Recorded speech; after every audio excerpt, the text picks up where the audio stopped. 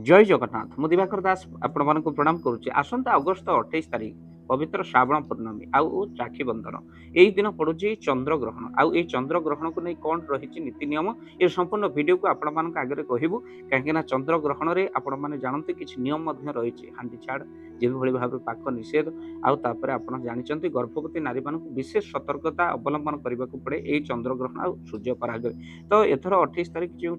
चंद्र ग्रहण पड़ी कौन गर्भवती नारी मैंने पालन करेंगे आ कौन रही नियम ये संपूर्ण कथा को आपण मान आगे रखू भक्तबंधु कुंभ राशि रे ये चंद्र ग्रहण होगा जाऊँगी जहाँकि जो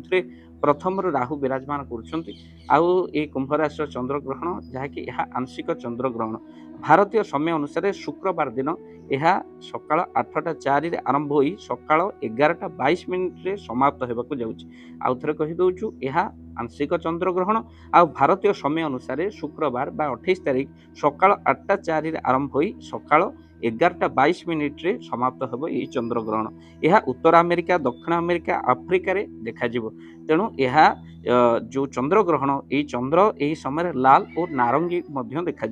9 घंटा पूर्व चंद्र ग्रहण आ सूर्य परागर 12 घंटा पूर्व आमको पाक निषेध कराए जेहेतु यही चंद्र ग्रहण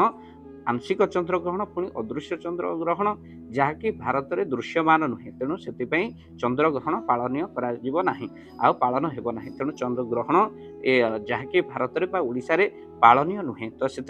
आपण मैंने जमी देवनीति करने कथा सेमती करेंगे पाक निषेध बिल्कुल प्रश्न उठुनि कहीं यही चंद्र ग्रहण आपणकर उत्तर अमेरिका दक्षिण अमेरिका आफ्रिकार ही देखा तेणु यह दृश्यमान चंद्र ग्रहण नुहे किंतु आपण जानते चंद्र ग्रहण हो कि सूर्य पराग हो कि यह पृथ्वी उपर बहुत प्रभाव पकई था भक्तबंधु यही समय भितर अनेक नकारात्मक शक्ति भरी जाए यह दृश्यमान नहेले यही चंद्र ग्रहण प्रभाव में गर्भवती नारी मान यार प्रभाव पड़ो तो से आप मन रखी था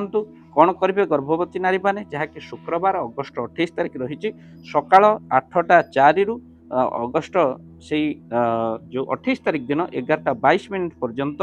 बाहर को बाहरतु नहीं आपण आकाश को अनातु नहीं जहाँकि आपणकर गर्भस्थ संतान उपर यार प्रभाव पड़ो कहीं आपण जानते गर्भवती नारीर गर्भ उपरे चंद्रग्रहण सूर्य परागर सीधा सड़क प्रभाव पड़ी था अनेक सूर्य पराग चंद्रग्रहण नकारात्मक शक्ति भरी था तो से अगस्त 28 तारिख दिन सकाळ 8:04 रु 11:22 पर्यंत सकाଳେ बाहर को गर्भवती नारी मैंने बाहरतु ना समय भितर कौन धारू